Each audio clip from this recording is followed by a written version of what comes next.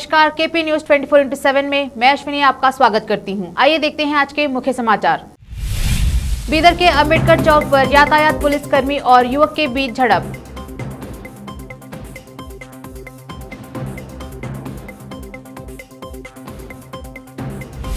कर्नाटक सरकार ने राज्य में कोरोना के बढ़ते मामलों को देखते हुए शब-ए बारात, उगादी, होली और गुड फ्राइडे के संबंध में जारी किया आदेश।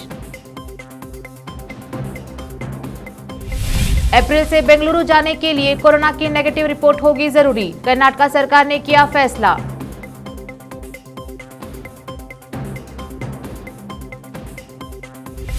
तीन साल में भारत की सड़कें यूरोपियन देशों जैसी हो जाएंगी, केंद्रीय मंत्री नितिन गडकरी ने किया बड़ा दावा।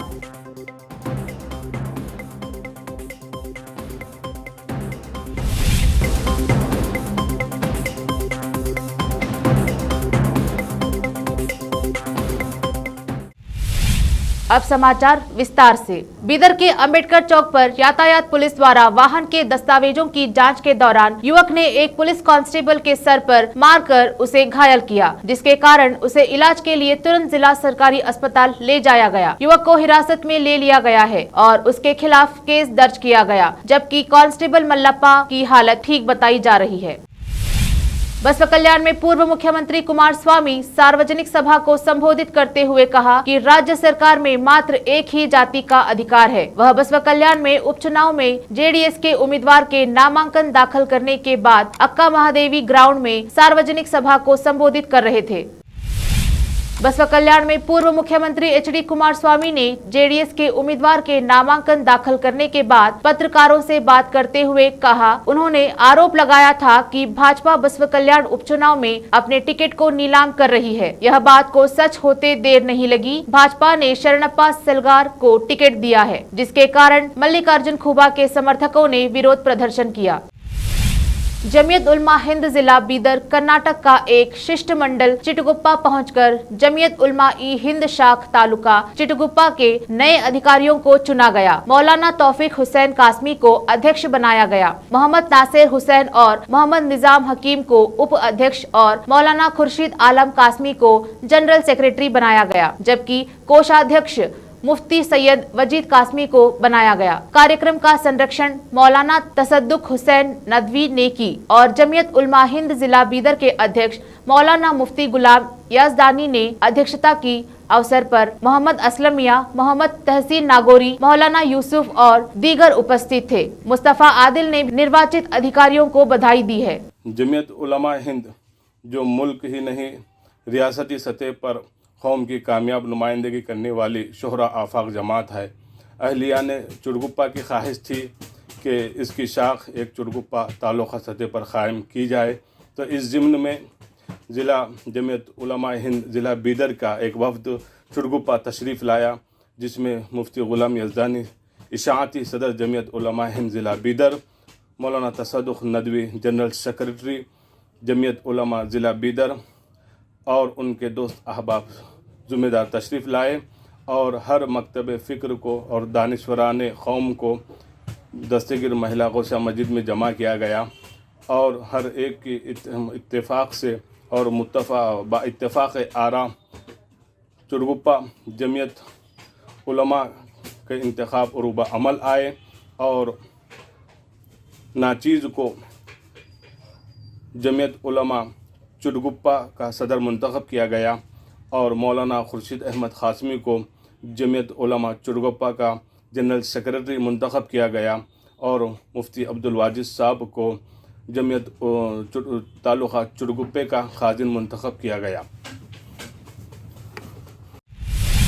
कर्नाटक में कोरोना के बढ़ते मामलों को देखते हुए राज्य सरकार ने एक आदेश जारी किया है। सरकार ने शब-ए बारात, उगादी, होली और गुड फ्राइडे के लिए शर्तें जारी की हैं। शर्तों के अनुसार धार्मिक और सार्वजनिक स्थानों पर लोगों का इकट्ठा होना, खुले मैदानों पर प्रतिबंध होगा। यह प्रतिबंध अगले 2 सप्ताह तक जारी रहेगा।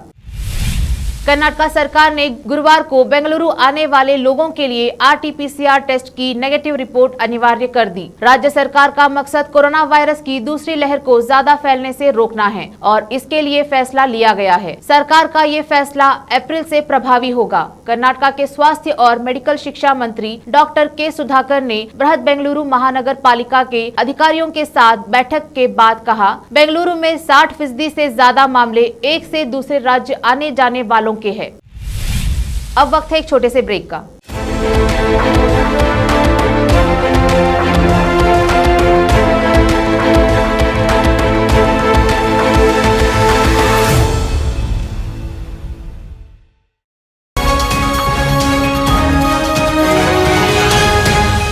आपके अपने शहर, राज्य, देश और दुनिया भर में क्या कुछ हो रहा है जानने के लिए, देश प्रदेश की राजनीति से जुड़ी हर छोटी बड़ी खबर से बाखबर रहने के लिए और सुबह से लेकर रात तक आपके मनोरंजन के लिए, कानून से जुड़ी समस्याओं के उपाय जानने के लिए और हेल्थ से जुड़ी बातों को जानने के लिए देखते रहिए आपका अपना टीवी चैनल KP News 24/7। देखिए देश और दुनिया भर की खबरें KP न्यूज़ से।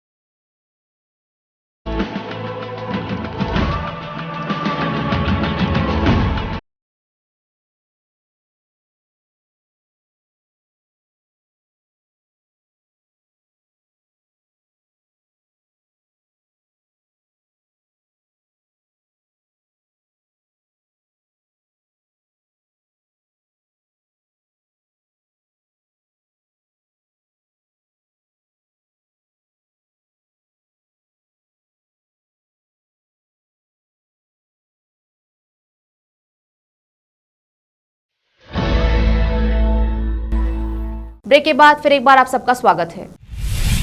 हवाई यात्रा फिर से महंगी होने जा रही है। हाल ही में केंद्र सरकार ने घरेलू उड़ानों की निचली सीमा 5% बढ़ाने का फैसला किया था। अब 1 अप्रैल से हवाई यात्रियों को एक और झटका लगने वाला है। दरअसल अब एविएशन सिक्योरिटी फीस बढ़ने जा रही है। घरेलू यात्रियों को 160 रुपए के बजाय विमान सुरक्षा शुल्क के लिए 200 रुपए का भुगतान करना होगा। अप्रैल से घरेलू उड़ानों के लिए विमान सुरक्षा शुल्क 200 रुपए होगा। तमिलनाडु में 6 अप्रैल को होने वाले विधानसभा चुनाव में मतदाताओं को लुभाने के लिए प्रत्याशी प्रचार के रोज नए नए तरीके अपना रहे हैं। कोई कपड़े धो रहा है तो कोई नारियल तोड़कर मतदाताओं का ध्यान आकर्षित करने का प्रयास कर रहा है। यहाँ की रोयापुरम सीट से AIADMK प्रत्याशी D जयकुमार सड़क किनारे लगे हैंडपंप को चलाकर एक महिला के घड़े में पानी भरते नजर आए। मौजूदा राज्य सरकार में मत्स्य पालन मंत्री जयकुमार पार्टी संस्थापक MG रामचंद्रन की पहचान वाली टोपी पहनकर प्रचार कर रहे हैं एवं मतदाताओं तक साइकिल एवं रिक्शा से पहुंच रहे हैं। विरुगम बाकम से द्रुमक प्रत्याशी AVM प्रभाकर राजा चुनाव प्रचार के दौरान अपनी पाक कला का प्रदर्शन कर रहे हैं। वह छोटे से ठेले पर तुरंत गर्मा गर्म डोसा बनाते नजर आ रहे हैं। इनके अलावा दूसरे प्रत्याशी भी मतदाताओं को लुभाने के लिए नए तरीके अपना रहे हैं। केंद्रीय मंत्री नितिन गडकरी ने दावा किया है कि अगले 3 साल में भारत की सड़कें भी अमेरिका और यूरोपियन देशों जैसी हो जाएंगी। CII द्वारा दिल्ली में आयोजित इंडियन इकोनॉमिक सम्मेलन 2021 में केंद्रीय मंत्री गडकरी ने कहा कि इस बार मोदी सरकार के अपना कार्यकाल पूरा होने तक भारत की सड़कें अमेरिका और अन्य यूरोपियन देशों जैसी हो जाएंगी। गडकरी ने कहा कि केंद्र सरकार हर रोज 35 किलोमीटर सड़क बना रही है। जल्द ही रोज 40 किलोमीटर सड़क बनाने का लक्ष्य भी पूरा हो जाएगा। आखिर में देखते हैं फिर एक बार मुख्य समाचार। बीदर के अंबेडकर चौक पर यातायात पुलिसकर्मी और युवक के बीच झड़प।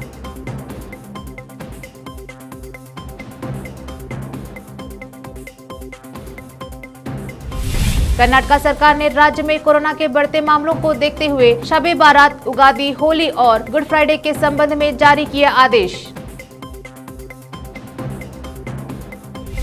अप्रैल से बेंगलुरु जाने के लिए कोरोना की नेगेटिव रिपोर्ट होगी जरूरी, कर्नाटक सरकार ने किया फैसला।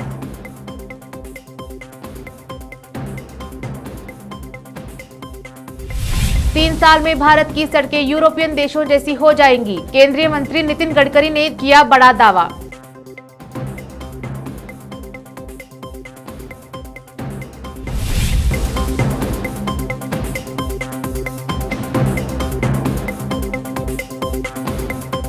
मैं अश्विनी आपसे विदा लेती हूं, फिर मुलाकात होगी देश प्रदेश के अन्य समाचारों के साथ।